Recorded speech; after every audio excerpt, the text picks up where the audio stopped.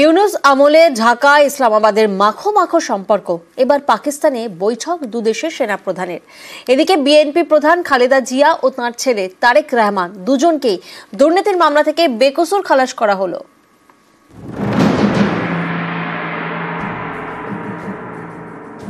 যে পাকিস্তানের বিরুদ্ধে মুক্তিযুদ্ধ, সেই পাকিস্তানি এখন বাংলাদেশের পরম প্রিয়।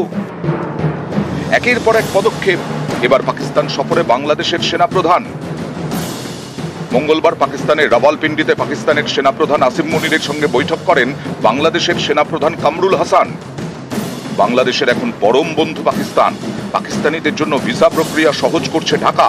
শুধু তাই নয়, দুদেশের মধ্যে বাণিজ্য বাড়াতে পাকিস্তান যাতায়াতের জন্য বিমানের সংখ্যাও বাড়াচ্ছে তারা। গত অগাস্ট থেকে বাংলাদেশে অস্থিরতা বেড়েছে, মূল্যবৃদ্ধি আকাশ ছোঁয়া, বিভিন্ন শিল্প ধুঁকছে, চাপে ইউনূস সরকার।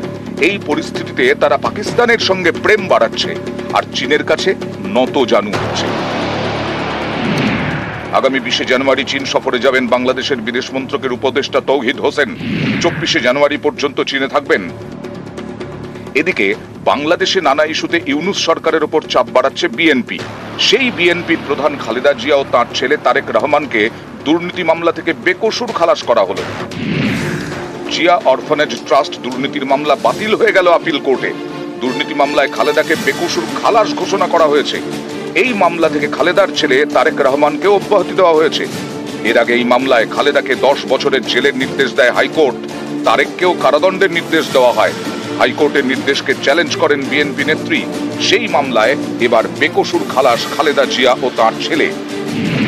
আপিল কোর্টের পর্যবেক্ষণ, খালেদাকে হয়রান করতেই এই মামলা করা হয়েছিল।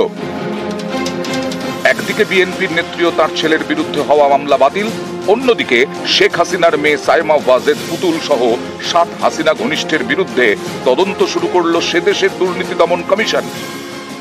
অভিযোগ সংশ্লিষ্ট জনাব তারিক সিদ্দিক, তার স্ত্রী শাহিন সিদ্দিক, মেয়ে বুশরা সিদ্দিক দুর্নীতি, ক্ষমতার অপব্যবহার, সরকারি জমি আত্মসাৎ, মানি লন্ডারিং সহ দেশে বিদেশে নামে বেনামে অবৈধ সম্পদ অর্জনের অভিযোগের প্রেক্ষিতে অনুসন্ধানের সিদ্ধান্ত গৃহীত হয়েছে।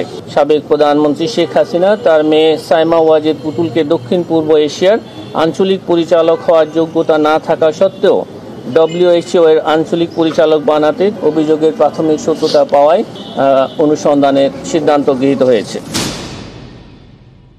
জুলাই আগস্টের শহীদ কতজন, এই তালিকার কোনো গণতদন্ত কমিশন এখনো এই রাষ্ট্র করে নাই। এইটা হচ্ছে এই অন্তর্বর্তীকালীন সরকারের যদি ফেইলিউর বলেন, অথবা ইগনোর করা বলেন, অথবা ডেলিভারিটলি এটা অ্যাভয়েড করা বলেন।